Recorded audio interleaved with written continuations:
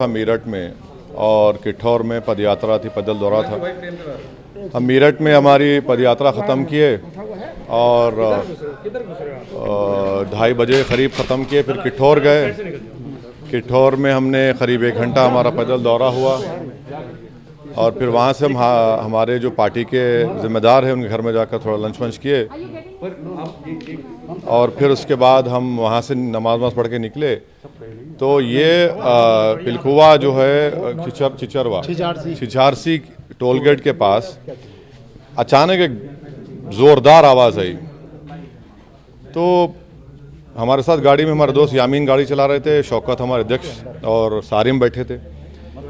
तो दूसरी जब आवाज़ आई तो यामीन खान ने कहा भाई हमला हो रहा है।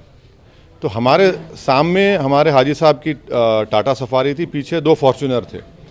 तो क्योंकि वो बैरिकेड होता है तो हमने अपनी गाड़ी से उसको धक्का नहीं बल्कि तेज़ मारा और गाड़ी आगे बढ़ी। हम बाजू लेके निकले।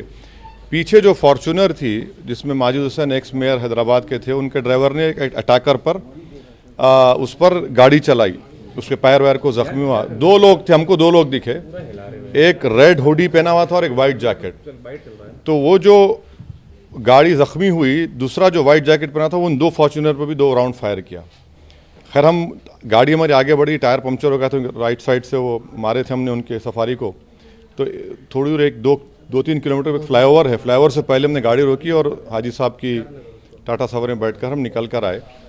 अभी हमारी वहाँ के एडिशनल एसपी से बात हुई, उन्होंने कहा कि एक शूटर को पकड़ा गया है, वेपन भी मिला है और हमारी गाड़ी के ऊपर 3 निशानात हैं लेफ़्ट साइड के ऊपर। तो उन्होंने कहा कि वो फॉरेंसिक के लोगों को भी बुला रहे हैं और पूरा जांच करेंगे। हम तो इलेक्शन कमीशन और गवर्नमेंट ऑफ इंडिया और मुख्यमंत्री जो चीफ मिनिस्टर हैं, हम तो ये उम्मीद करेंगे कि देखें आखिर क्या है चक्कर। ये एक सिटिंग एमपी के ऊपर इस तरह का पूरे वेल प्लान तरीके से होना, क्योंकि जब आप टोल गेट के पास तो गाड़ी रुकती है कैसा भी, आपकी बैरिकेड होता है, तो वहाँ पर इसका मतलब है कि वो लोग हमारा रेकी कर रहे थे दिन भर से और वहाँ पर वो रुके हुए थे, इंतज़ार में थे।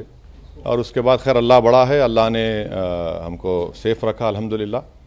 मगर हम यही उम्मीद करते हैं कि इसकी इंडिपेंडेंट जांच होगी। ये पहली मरतबा नहीं हुआ है, हमको कई मरतबा धमकियाँ मिली हैं और पार्लियामेंट में भी इम्तियाज़ जलील ने पिछले पार्लियामेंट सेशन में इस मसले को उठाया भी था। आज भी इम्तियाज़ जलील को जब मालूम हुआ, हमारे एमपी को स्पीकर साहब से मिले, स्पीकर साहब ने भी कुछ किसी से बात की और हमारे घर पर कई मरतबा हमला हुआ। हम उम्मीद करते हैं कि इलेक्शन कमीशन इसका नोटिस ले, क्योंकि इलेक्शंस के दौरान में, इलेक्शन कैंपेन के दौरान में इस तरह किसी एक पार्टी के प्रेसिडेंट के ऊपर, जिसके करीब 100 के करीब कैंडिडेट इलेक्शन लड़ रहे हैं, और एक सिटिंग एमपी की गाड़ी के ऊपर इस तरह का हमला होना, ये ना सिर्फ कंडेमनेबल है बल्कि तो सबको सोचना पड़ेगा कि आखिर ये कौन लोग हैं जो इतनी हिम्मत करके गोली भी चला रहे हैं और ये सब हरकतें कर रहे हैं। सर, इलेक्शन से ठीक पहले ये सब क्या दर्शाता है? हाँ, अब नहीं मालूम मुझे। अगर ये लोग, ये मारने वाले अगर ये समझ रहे हैं कि हम पीछे हट जाएंगे, हम डर जाएंगे, हम शुरू दिन से कह रहे हैं कि जब तक हमको अल्लाह ज़िंदा रखेगा हम ज़िंदा रहेंगे, जिस दिन हमारा वक्त आएगा हम चले जाएंगे। मगर इस तरह के बुज़दिली की हरकतों से, इस तरह से गोली चलाने से हमारे ना हौसले और हिम्मत में कमी आएगी, बल्कि इंशाल्लाह और हौसले हिम्मत बढ़ेगी। और हमारा मानना है कि जब अल्लाह बचाना चाहता है, मगर ये कौन ताकतें हैं और कैसे उत्तर प्रदेश में ये इस तरह की हरकत हो रही है, ये तो जनता को भी देखना है। नमस्कार, मैं हूं मानक गुप्ता। अगर आपको हमारा ये वीडियो पसंद आया हो तो इसे लाइक और शेयर जरूर करें और हाँ, हमें सब्सक्राइब और फॉलो करना ना भूलें ताकि आप देश और दुनिया की कोई खबर मिस ना करें।